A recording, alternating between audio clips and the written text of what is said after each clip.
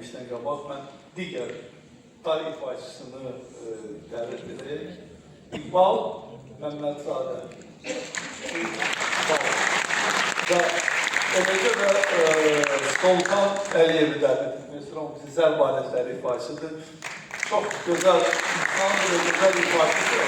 Yaxında biz onunla Naxçıvanda bir yerdə səfərdə olduq və dostumuz Kamran Musafir gəlmişdi. Onun senarisi əsasında Cənnətin İqamətgahı adlı film çəkilir və biz hamımız orada iştirak etdik və düşünürəm ki, bu yaxın zamanlarda yay aylarında onun təqdimatı olacaq. Maraqlı bir film. Və ifa etdiyimiz əsər Azərbaycan xalq mahnısıdır, Qara Tellər. Siz onu çox gözəl bilirsiniz. Amma bu çox fərqli. Mən onu yəqin ki, məni çox tanıyacaqlar bəlkə də buna görə, bu əməlimə görə. Qara Tellər şur üstündə yazılmış, bəstələnmiş bir mahnıdır və mən onun ikinci hissəsini şurdan çıxardıb şüşlərə salmışım və inanın ki, çox gözəl musiqi alınır. Biz hamımız onu şurla eşidirik və şurla bitiririk, amma şüşlər, ümumiyyətlə, bu sadə eşitdiysə, yox, şüşlər üstündədir. Şüşlər adamın ürəyini sancır, belə elədir ki, neyə deyilmiş? Aha,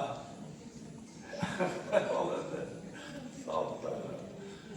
Bax, və indi siz onu eşidəcəksiniz, mənə elə gəlir ki, gözəl alınır və digər musiqiçilər də buna sirayət edəcəkdir, inşallah. Qara Tellər.